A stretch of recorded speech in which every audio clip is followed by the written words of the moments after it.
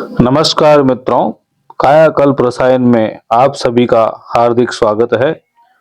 और आप सभी दर्शकों का मैं तहे दिल से धन्यवाद अदा करता हूं। और आप लोगों का प्यार और सहयोग इसी प्रकार मिलता रहे, यही मैं आपसे आशा करता हूं। आज मैं आपको एक बात बताना चाहता हूं। कई लोगों के सवाल व्हाट्सएप पर आते रहते हैं और यूट्यूब के कमेंट सेक्शन में भी कमेंट करते रहते हैं, लेकिन व्हाट्सएप पे भी मेरे पास बहुत सारे मैसेज आते हैं। और 2-4 दिन में एक बार ही मैं व्हाट्सएप देख पाता हूँ। इसीलिए लोगों की शिकायत बहुत आती है मेरे पास कि आप जल्दी से जवाब नहीं देते हैं। तो इसके लिए मैं आपसे माफ़ी चाहता हूँ, क्योंकि काफ़ी व्यस्तता रहती है, इसलिए व्हाट्सएप जल्दी से देख नहीं पाते हैं। और जब देखते हैं तो उसका जवाब जरूर देते हैं, भले ही उसमें टाइम लगता है, लेकिन आपको जवाब जरूर देते हैं। तो इस बात की आप बार बार शिकायत नहीं करें, क्योंकि समय का अभाव रहता है, इसलिए टाइम लगता है। और कई लोगों का सवाल ये भी है मेरे से कि आपका वीडियो डालने का टाइम क्या रहता है, इसका टाइम टेबल क्या है। तो वीडियो का कोई विशेष टाइम टेबल नहीं है, क्योंकि टाइम टेबल फिक्स रखने की ये वजह है कि उसमें अगर एक ही फिक्स टाइम पे वीडियो डाला जाए तो उस दिन टाइम निकालना ही निकालना होगा। और फिर इस व्यस्तता भरे शेड्यूल में टाइम नहीं निकाल पाता हूँ, क्योंकि कब कहाँ जाना पड़ जाए, कब कहाँ का सफ़र हो जाए। तो मैं कोई फिक्स टाइम नहीं रख सकता हूँ ताकि एक ही टाइम पर वीडियो अपलोड कर सके, क्योंकि वीडियो बनाने में भी टाइम लगता है और उसको एडिट करने में भी टाइम लगता है। उसके बाद ही वीडियो यूट्यूब पर अपलोड होता है। तो आप ये ध्यान रखें कि जैसे ही मुझे टाइम मिलेगा तो मैं वीडियो बनाऊंगा और उसके बाद यूट्यूब पर अपलोड करूंगा। तो मेरा कोई विशेष टाइम नहीं रहता है कि फला दिन ही मैं वीडियो डालूंगा। जैसे ही टाइम मिलेगा तो वीडियो बन जाएगा, उसके बाद यूट्यूब पर अपलोड कर देंगे। और जब अपलोड करते हैं तो आप सबको पता चल ही जाता है। और एक शिकायत और है लोगों की, जो मैंने आपको बताई दी है कि व्हाट्सएप पे मैसेज किए जाते हैं, लेकिन उन लोगों को ये पता नहीं रहता है कि व्हाट्सएप में हमेशा ही नहीं देखता हूँ और हमेशा फ़ोन पर रहते भी नहीं, अपने काम में लगे रहते हैं। और ये मैं आपको बता ही चुका हूँ कि जैसे ही मुझे टाइम मिलता है तो आप सभी लोगों का, आपने जो जो भी प्रश्न किए हैं उनका मैं जवाब देने की पूरी कोशिश करता हूँ और जवाब देता हूँ। तो इस बात की आप चिंता नहीं करें। और आप थोड़ा सा अपने ऊपर भी लेके देखें कि अगर मान लो 1500 लोगों के रोज मैसेज आते हैं, तो क्या इतना मैसेज देख पाना संभव है? क्या इतना टाइम निकाल पाएंगे? आप थोड़ा खुद के ऊपर भी इसको लेके देखें, सोच के देखें। लेकिन फिर भी मैं वक्त निकाल कर इनको सबको जवाब देता हूँ। ऐसा नहीं कि नहीं देता हूँ, लेकिन थोड़ा टाइम तो लगता ही है। और जैसा कि आपको मैं बता ही चुका हूँ कि काफ़ी व्यस्तता रहती है, उसी में से टाइम निकाल कर वीडियो डालना, अपलोड करना, मैसेज का जवाब देना, एडिटिंग करना, घर गृहस्थी को संभालना, मेडिसिन बनाना, ये सारे काम उसी में करते हैं। और जैसे दिन 12 घंटे का होता है तो ये 12 का ही होता है, इसका टाइम कभी बढ़ नहीं सकता है।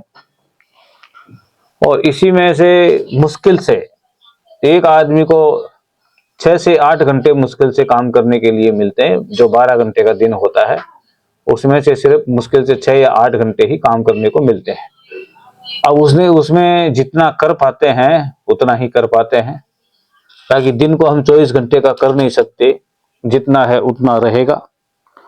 तो इस प्रकार से कभी कभी आप अपने ऊपर भी सोच के देखें कि इस व्यस्तता भरे माहौल में हम कितना समय निकाल पाते हैं।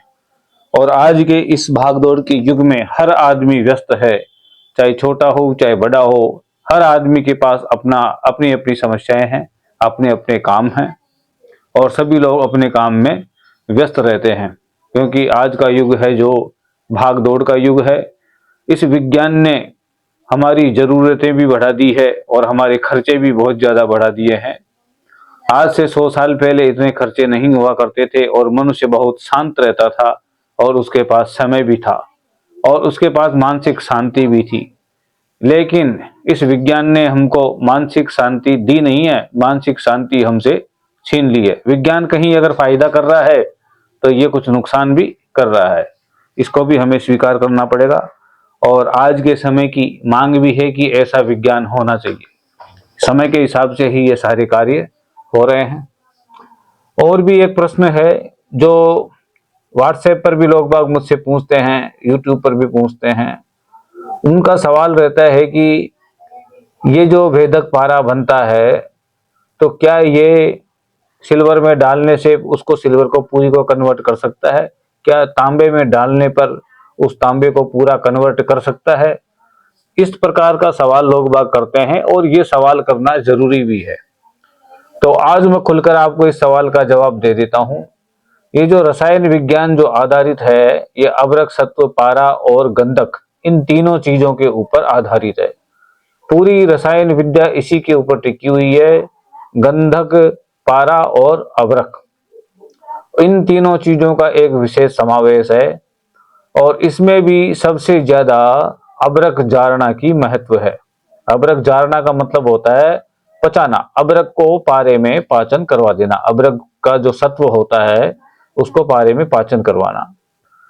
तो इस बात को आप ध्यान से समझ लें कि जब हम पारे में बराबर का अभ्रक सत्व, बराबर से मतलब है अगर पारा आपका 100 ग्राम है और 100 ग्राम ही आप उसमें अभ्रक सत्व का पाचन करवा देते हैं, मतलब हजम करवा देते हैं, तब पारा बराबर का वेद करने वाला बन जाता है।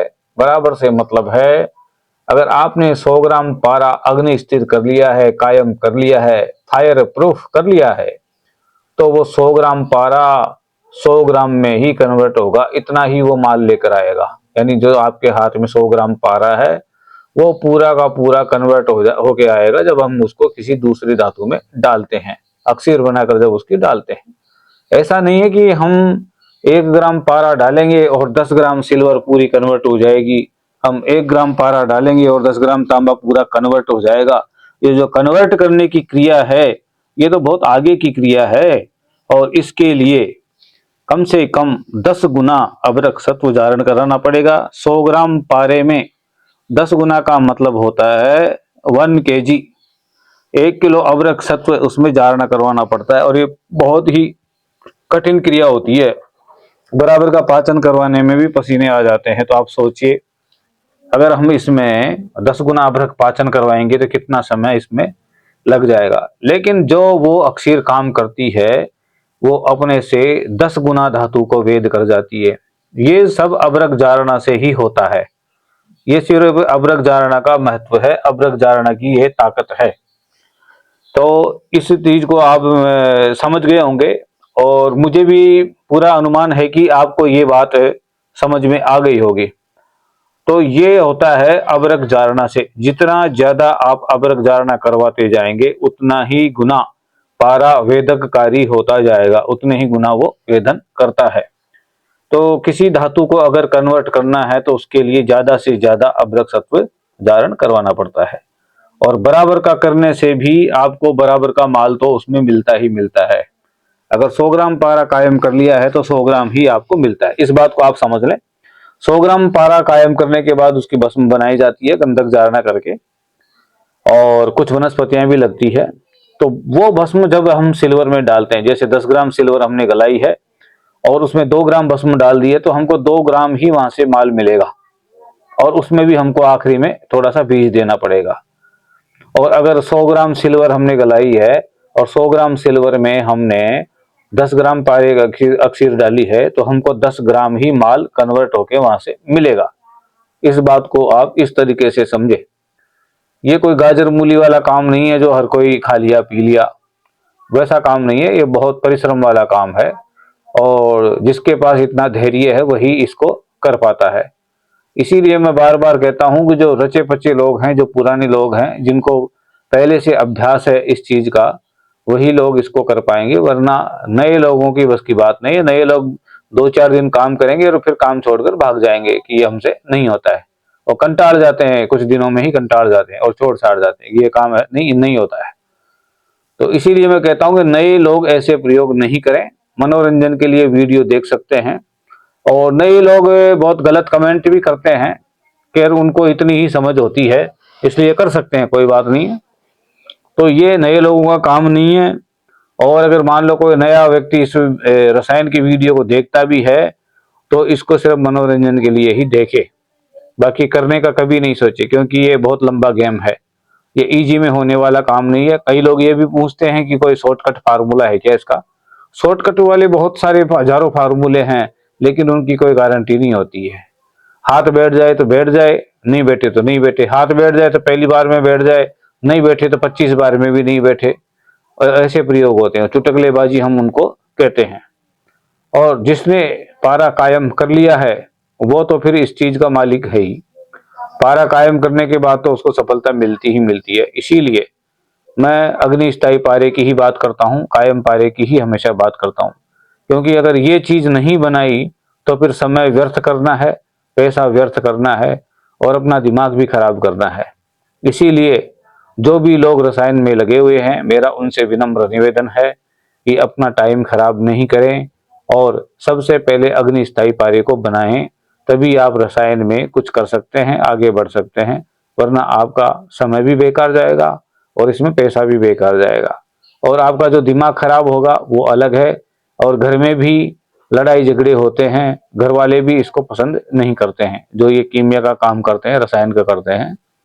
क्योंकि इसमें सबसे पहले बिगड़ता ही बिगड़ता है। सुधरने का नंबर तो बहुत लास्ट में जाके आता है, जब आदमी इसमें पारंगत हो जाता है, जब उसको अच्छा अभ्यास हो जाता है और जब उसको सही विधि मिल जाती है। इसलिए एक बार मैं फिर से कह रहा हूं, ऐसे वीडियो से नए लोग दूर रहें और सिर्फ मनोरंजन की सामग्री ही इसको समझें।